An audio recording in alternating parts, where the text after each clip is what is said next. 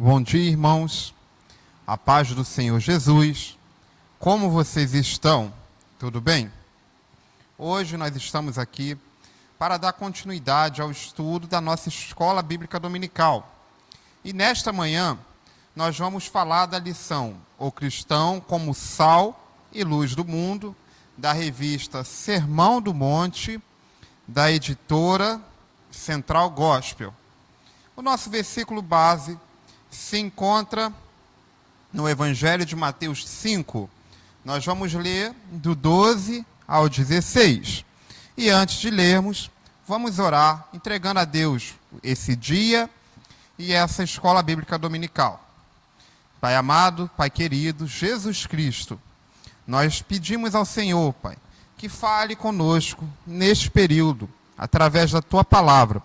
E ensina-nos, Pai, nos ensine nesta manhã. Fale a cada um de nós através da Tua palavra, Pai. Que assim essa palavra possa dar fruto em nosso coração. Te entregamos o nosso dia em Tuas mãos, Pai. Esteja conosco. Assim nós oramos, em nome de Jesus. Amém. E no Evangelho de Mateus 5, do 12 ao 16, está escrito: Exultai e alegrai-vos, porque é grande o vosso galardão nos céus, porque assim perseguiram os profetas que foram antes de vós. Vós sois o sal da terra, e se o sal for insípido, com que há de salgar? Para nada, pois, presta, senão para se lançar fora e ser pisado pelos homens. Vós sois a luz do mundo. Não se pode esconder uma cidade edificada sobre um monte, nem se acende a candeia e se coloca debaixo do alqueire, mas no velador, e dá luz a todos que estão na casa. Assim resplandeça a vossa luz diante dos homens, para que vejam as vossas obras e glorifiquem a vosso Pai que estás nos céus.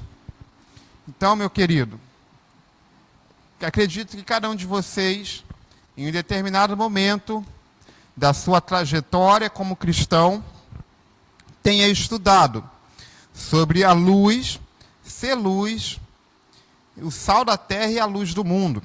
Mas interessante é que nesta revista, nesta lição, o nosso versículo base começa no Mateus 5,12 e não em Mateus 5,13. E em Mateus 5,12 está escrito: Exultai, porque é grande o vosso galardão nos céus, porque assim perseguiram os profetas que foram antes de vós. Então, meu querido, aqui, antes de falarmos sobre sal e luz do mundo, Jesus Cristo está dando uma palavra de coragem. Ele está aí exortando aí os seus ouvintes, que eram contemporâneos de Jesus, e também está nos exortando a nós hoje para que a gente siga alegre, para que nós prosseguimos alegres em Jesus. Independente das perseguições, nós devemos seguir alegres, e sim também nos alegrar por causa das perseguições. É complicado isso, né? Como assim? Nos alegrarmos porque nós somos perseguidos. É isso que Jesus disse, meu irmão. Exultai e alegrai-vos, porque é grande os vossos galardão no céu. Meu querido, a lição aqui é que quando há perseguição e há oposição na nossa vida como cristão, é sinal que nós estamos agindo em conformidade com a Bíblia, e consequentemente destoando o mundo. Então é importante, meu querido, que você tenha isso em mente, antes de falarmos aqui no versículo 13, do sal e da luz. É importante frisarmos o que está escrito em Mateus 5, 12. Alegre-se. Na minha versão, na minha Bíblia está: alegre-se e regozijem-se, porque grande é a sua recompensa nos céus, pois da mesma forma que perseguiram os profetas que vieram antes de vós.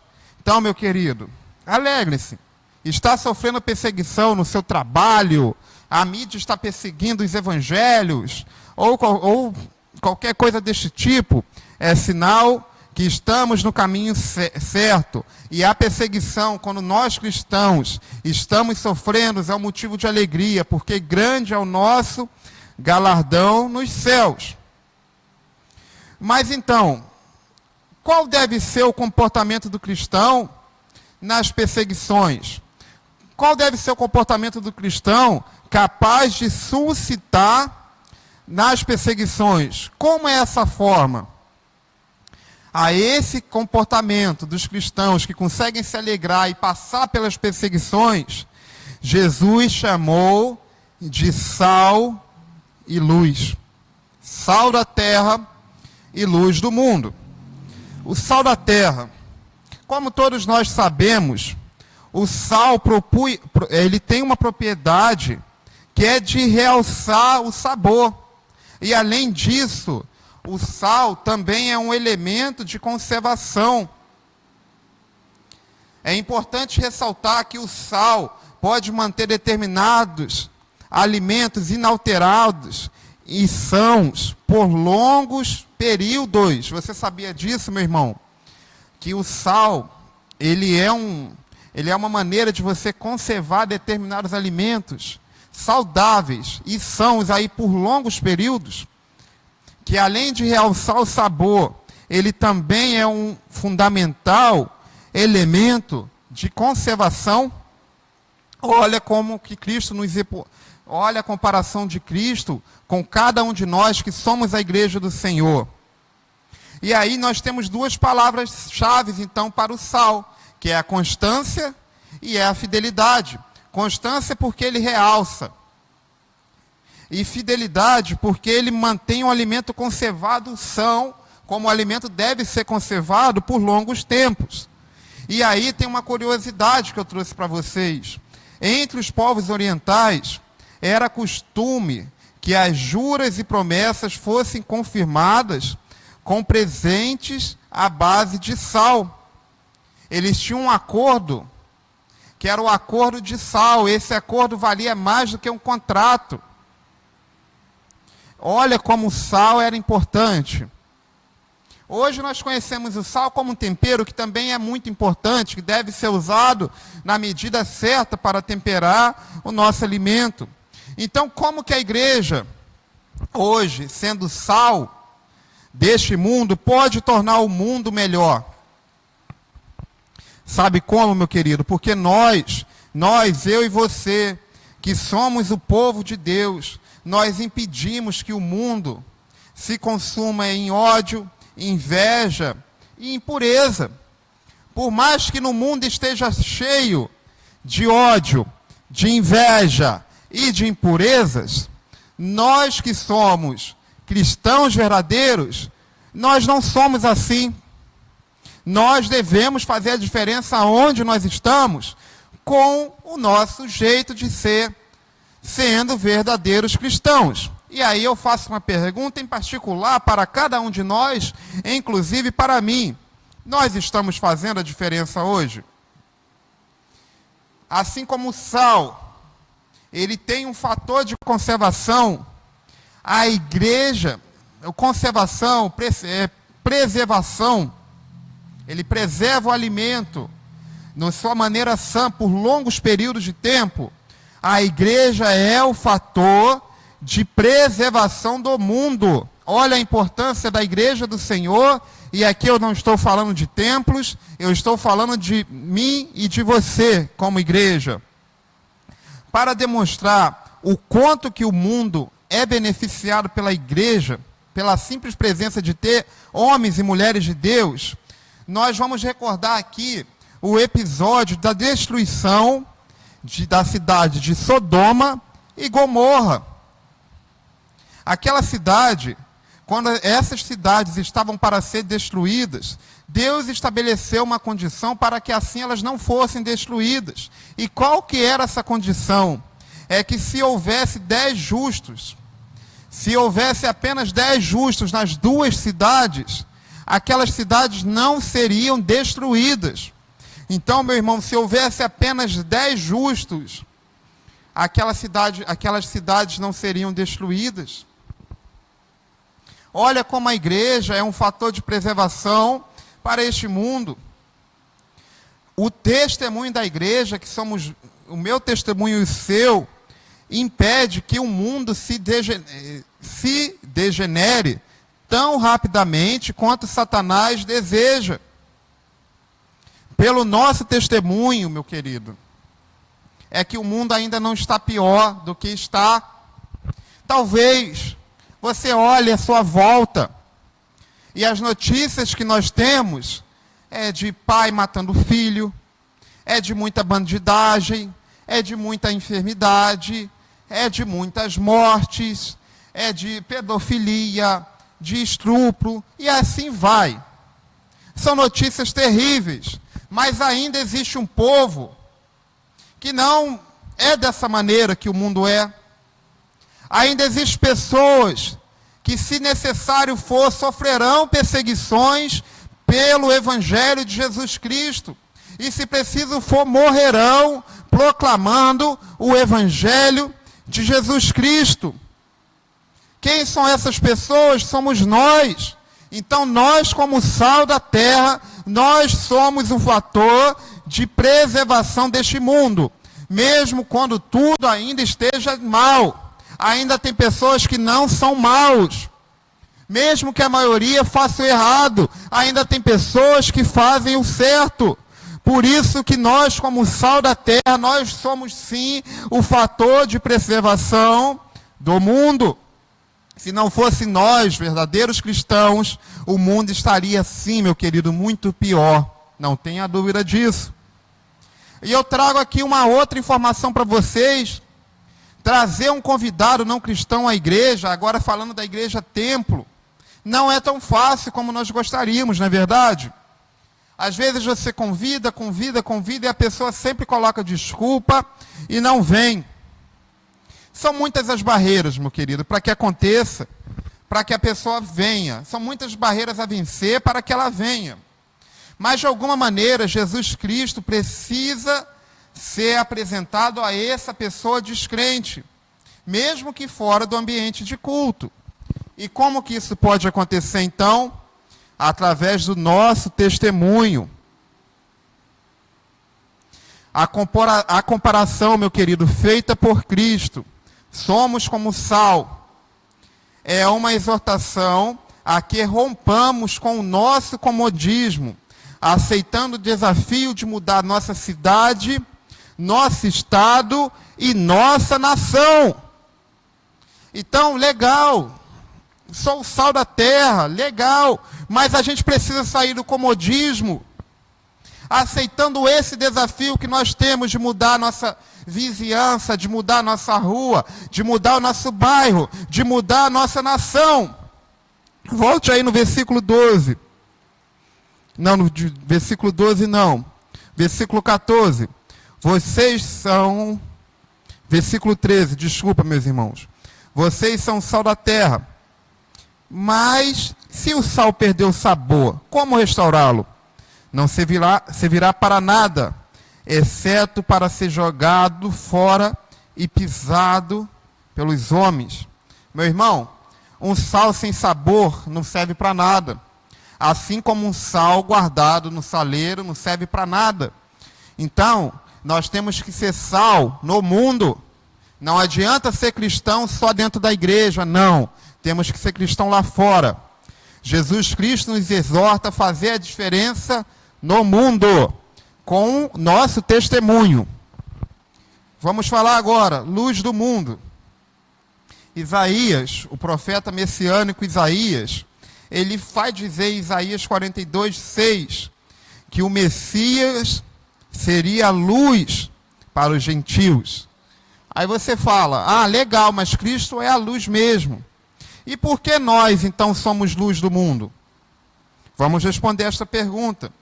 Jesus comparou, meus queridos, os cristãos à luz, porque somos os únicos que podemos mostrar ao mundo o caminho da salvação, demonstrando o que Deus pode fazer em uma vida transformada.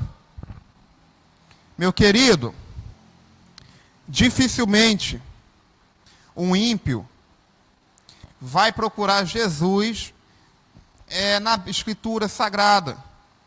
E dificilmente ele vai ler a Bíblia atrás de Jesus.